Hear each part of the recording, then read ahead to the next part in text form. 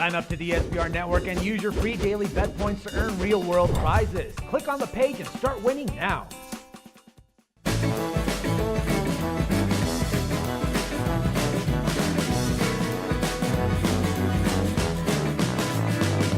Hi, welcome to SBR Forum Videos. I'm Peter Loshak. We are previewing the 2014 Preakness Stakes right now with David Schwab, a contributing writer for SBR Forum who covers horses for us. David Schwab, thanks for being back with us.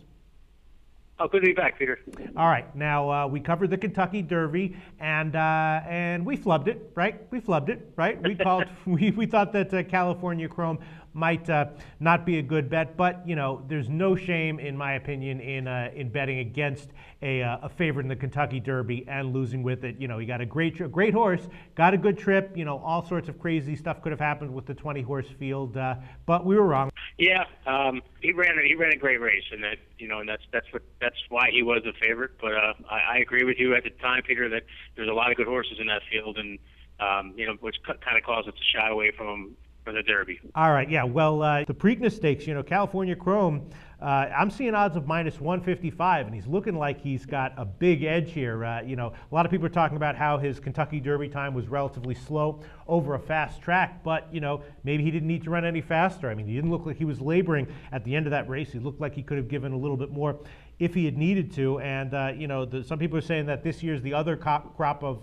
3-year-olds. The rest of the crop is not that strong. And he runs a perfect style for Pimlico. You know, some people say that it's a track that favors speed, but actually most of the Preakness winners stalk the pace, which is exactly how California Chrome likes to run. You know, I'm thinking maybe California Chrome at -155 might actually be the play here. What do you think? Yeah, I you know, just been looking at this race from a couple of different angles, and you know, I agree with you. I watched the end of it at Derby, and it almost looked like, you know, whether it was the horse or whether the jockey kind of even looked back, you know, knew he had the race in hand and kind of just pulled off the reins at the end. That could have easily been maybe a 3-length, you know, win if he had to push him. So, you know, if he, you know, only thing I can see working against him, and you got a much smaller field. You got a half the field that you had in the Derby.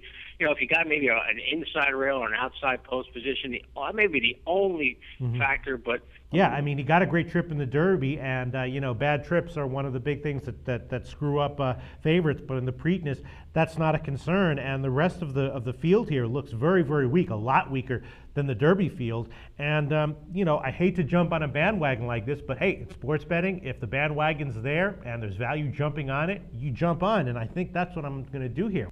Yeah, I definitely have a California Chrome Pennsylvania as my winner in this race.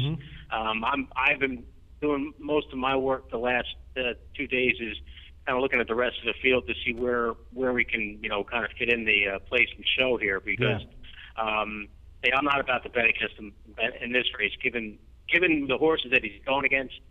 I believe Dan's I saw odds for him, but I believe he's not going to be in the race. Right. He might have been one of the competitors, but, you know, kind of handicapping the rest of the field.